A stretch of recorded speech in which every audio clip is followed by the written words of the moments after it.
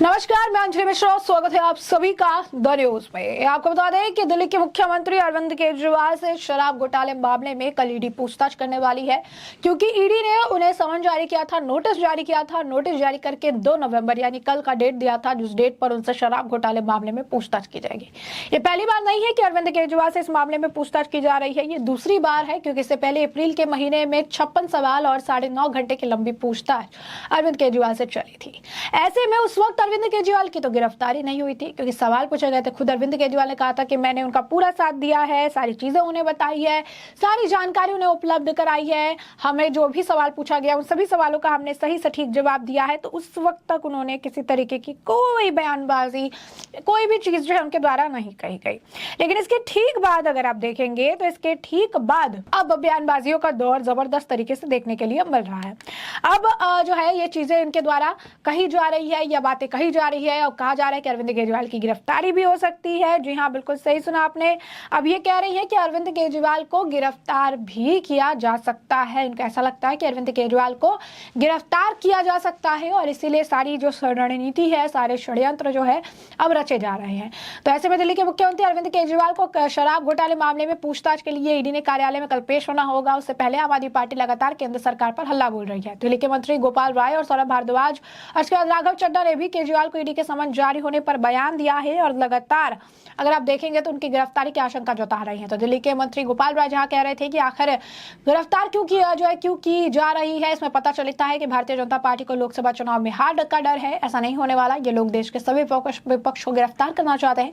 आम आदमी पार्टी ने हमेशा हर विपरीत स्थिति में अपना काम आगे बढ़ाया है। हम हर स्थिति का मजबूती से मुकाबला करेंगे। वहीं दूसरी तरफ जब दिल्ली के मंत्री सौरभ भारद्वाज से पूछा गया कि अगर सीएम अरविंद केजरीवाल जेल चले जाते हैं तो पार्टी की आगे की रणनीति क्या होगी, और उन्होंने जवाब देते हुए कहा कि यह फैसला पार्टी के वरिष्ठ नेताओं द्वारा लिया जाएगा, लेकिन अभी पूरी पार्टी जेल में है तो सरकार और पार्टी दोनों ही जेल से चलेगी। और क्या कुछ कहते नजर आए सौरभ भारद्वाज, जरा सुनिए। देखिए, अब तो कोई पर्दा भी नहीं रहा। अब तो ये बहुत साफ साफ देखा जा सकता है कि जो लोग भारतीय जनता पार्टी की सत्ता में रोड़ा बन सकते हैं, उनको, उनके करीबी नेताओं को किसी ना किसी तरीके से जेल में डालने की कवायद चल रही है। पीएमएलए ऐसा कानून है जिसमें किसी के कहने पे आप किसी भी बड़े से बड़े नेता को वर्षों तक जेल में सड़ा सकते हैं, बिना सबूत के जेल में सड़ा सकते हैं। मैं समझ रहा हूं कि जब पूरा देश इस चीज को देख रहा है तो कोर्ट्स को ये बात समझ में क्यों नहीं आ रही है। क्या कोर्ट्स नहीं देख पा रहे कि विपक्षी दलों के नेताओं को एक एक करके जेल में डाला जा रहा है? ये सबको दिख रहा है। तो ऐसे में जब केंद्र सरकार खुद भक्षक बन जाए तो ऐसे में कोर्ट से ही उम्मीद हो सकती है कि कोर्ट्स इस कानून के दुरुपयोग के ऊपर अंकुश लगाएं। इतिहास में भी इसी तरीके से किया गया है और हमें भी उम्मीद है कि जो कोर्ट हैं देश के, वो इसके ऊपर अंकुश लगाएंगे। देखिए, ये तो जो सीनियर लीडर्स हैं वो इसके ऊपर चर्चा करेंगे, मगर अगर पूरी पार्टी को ही जेल में डाल देंगे, सारे नेताओं को ही जेल में डाल देंगे, तो सरकार और पार्टी दोनों जेल से ही चलेंगी। और यही भारतीय जनता पार्टी और केंद्र सरकार चाहती भी है कि सबको जेल में डाल दिया जाए, दिल्ली के लोगों के काम बंद हो जाएं, मुफ्त शिक्षा, मुफ्त बिजली, मुफ्त पानी, मुफ्त तीर्थ यात्रा, अच्छे अस्पताल, मोहल्ला क्लिनिक सब बंद हो जाएं, सब ठप हो जाएं। यही चाहती है केंद्र सरकार, बट ये अरविंद केजरीवाल जी होने नहीं देंगे। काम लोगों के चलते रहेंगे।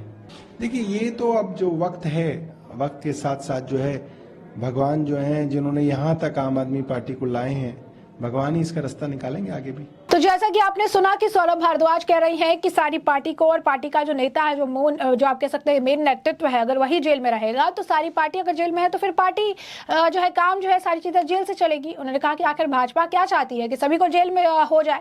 वे चाहते हैं कि मुफ्त शिक्षा, मुफ्त बिजली, मुफ्त पानी, मुफ्त तीर्थ यात्रा, अस्पताल और मोहल्ला क्लिनिक बंद हो जाए, लेकिन अरविंद केजरीवाल ऐसा नहीं होने देंगे। भारतीय जनता पार्टी मानती है कि आपके लोगों को, आपके नेताओं को सबको जेल में भेज देंगे तो पार्टी कैसे चलेगी, सरकार कैसे चलेगी। मेरा ये कहना है कि अगर सबको जेल में डाल देंगे तो पार्टी और सरकार जेल से चलेगी। हम लोग तो वो लोग हैं जिन्होंने रामलीला मैदान के संघर्ष में अपनी शुरुआत की है। पार्टी जब तक सत्ता में रही संघर्ष करती रही, वो संघर्ष दोबारा करेंगे, सड़कों से करेंगे, जेल से करेंगे, लेकिन दिल्ली के लोगों को मुफ्त पानी, मुफ्त बिजली, शिक्षा, स्वास्थ्य देते रहेंगे। केजरीवाल अगर जेल जाते हैं तो पार्टी की आगे की क्या रणनीति होगी, इस पर सौरभ भारद्वाज ने कहा कि अभी तक हमने इसके बारे में नहीं सोचा है, मुझे नहीं पता कि क्या होगा, मुझे नहीं लगता है कि इस बारे में अभी कोई चर्चा भी हुई है। केजरीवाल हमारे नेता है और हम उनके मार्गदर्शन में काम जरूर करेंगे। तो बता दें आपको कि हाल ही में दिल्ली के पूर्व उप मुख्यमंत्री मनीष सिसोदिया की जमानत याचिका को सुप्रीम कोर्ट ने खारिज कर दिया था।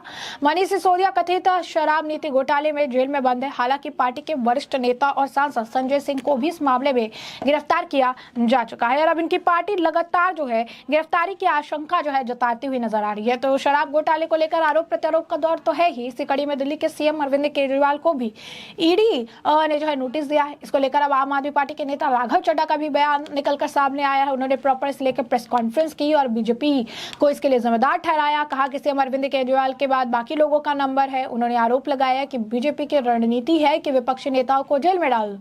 क्या कुछ कह रही है और राघव चड्ढा, जरा सुनिए। गहलोत साहब के सुपुत्र वैभव गहलोत को इन्फोर्समेंट डायरेक्टरेट ने एक कोई बहुत ही पुराने बेबुनियाद से मामले में समन किया। तो जिस प्रकार से एजेंसियों का इस्तेमाल किया जा रहा है, ये चिन्हित कर जो मुख्य नेता हैं, जो वोट बटोर सकते हैं, जो वोट गेटर हैं, जिनके नाम पर वोट पड़ता है, उन्हें पकड़ के जेल में डालो। दिल्ली में किसके नाम पे वोट पड़ता है? अरविंद केजरीवाल के नाम पे। अरविंद केजरीवाल को पकड़ के जेल में डालो। बिहार में किसके नाम पे वोट पड़ता है? तेजस्वी यादव के नाम पे वोट पड़ता है। तेजस्वी यादव को पकड़ के जेल में डालेंगे ये लोग। बंगाल में किसके नाम पे वोट पड़ता है?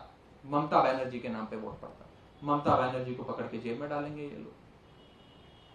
केरल में किसके नाम पे वोट पड़ता है? पिनरई विजयन के नाम पे वोट पड़ता है। पिनरई विजयन को पकड़ के जेल में डालेंगे। झारखंड में किसके नाम पे जेएमएम इलेक्शन जीती और किसके नाम पे वोट पड़ता है? झारखंड में हेमंत सोरेन के नाम पे वोट पड़ता है। हेमंत सोरेन को पकड़ के जेल में डालेंगे ये लोग।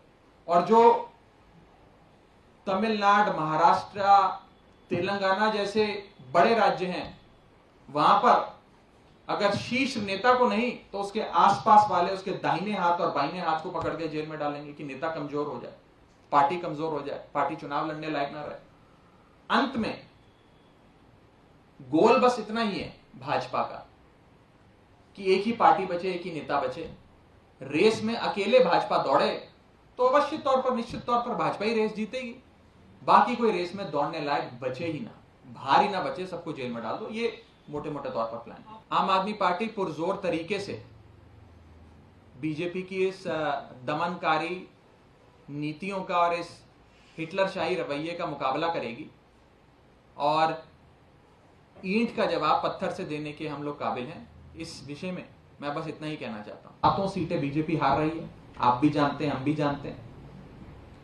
और ये 7 की सीटों की हार बीजेपी को इतना सता रही है कि वो अपने अरेस्ट की शुरुआत दिल्ली से करने जा रहे हैं और पहला अरेस्ट अरविंद केजरीवाल जी का करेंगे, ताकि इन 7 सीटों पर आम आदमी पार्टी लड़ने लायक ना रहे। जब नेता ही नहीं होगा तो पार्टी कैसे चुनाव लड़ेगी? और अरविंद केजरीवाल जी को जेल में डालो, 7 सीटें दिल्ली की अपनी जेब में डालो, ये भाजपा का लक्ष्य है। तो जैसा कि आपने सुना, राघव चड्ढा प्रेस कॉन्फ्रेंस में स्पष्ट तौर पर कह रही हैं कि बीजेपी की एजेंसियां अरविंद केजरीवाल को अरेस्ट करने का प्लान बना रही हैं। दूसरा अरेस्ट झारखंड राज्य के हेमंत सोरेन साहब का करेंगे। फिर बिहार के जहां नीतीश कुमार की बीजेपी का दामन छोड़ने के बाद नीतीश की गिरफ्तारी की योजना बनी है। फिर तेजस्वी यादव को गिरफ्तार करेंगे। फिर पश्चिम बंगाल, जहां ममता बनर्जी को हराना मुश्किल है, इसीलिए इन्हें और अभिषेक बैनर्जी को जेल में डालेंगे। इस दौरान जो है राघव चड्ढा ये कहते नजर आए कि ये बीजेपी जो है वो साफ तौर पर जेल में सबको डालने का प्रयास कर रही है। वो चाहती है विपक्ष पूरी तरीके से खत्म हो जाए। उन्होंने कहा कि देश भर में विपक्षी नेताओं को बीजेपी जेल में डालने की योजना बना रही है। उन्होंने एमके स्टालिन से लेकर पिनरई विजयन तक का नाम जो है गिना दिया और कहा कि इन सभी को जेल में डालने का काम बीजेपी करेगी। उन्होंने यह भी कहा कि इन सभी को जेल में डालने की योजना बनाई जा रही है, लेकिन इसकी शुरुआत यानी जेल में डालने की जो शुरुआत है, शुरुआत ये अरविंद केजरीवाल से ही करेंगे। केजरीवाल से ही इनकी शुरुआत की जाएगी। केजरीवाल को ही पहला नंबर है केजरीवाल का, जिसे ये जेल में डालेंगे और उसके बाद जो है ये सारी चीजें करेंगे। करेंगे। यानी उनका ये कहना है कि पहले अरविंद केजरीवाल को जेल में डाला जाएगा और इससे इसकी शुरुआत की जाएगी और बाकी काम जो है किए जाएंगे, जो है आगे बढ़ाया जाएगा। तो स्पष्ट तौर पर अरविंद केजरीवाल की गिरफ्तारी के बाद, क्योंकि ईडी ने कल उन्हें सिर्फ और सिर्फ पूछताछ के लिए बुलाया है, लेकिन उसकी गिरफ्तारी का दावा इनके द्वारा लगातार किया जा रहा है। उनकी गिरफ्तारी का दावा ये निरंतर कर रहे हैं कि पार्टी के नेता कर रहे हैं, चाहे सौरभ भारद्वाज हो, आतिशी हो, क्योंकि इससे पहले भी अप्रैल में अरविंद केजरीवाल से पूछताछ हो चुकी है, उस वक्त उनकी गिरफ्तारी नहीं की गई थी।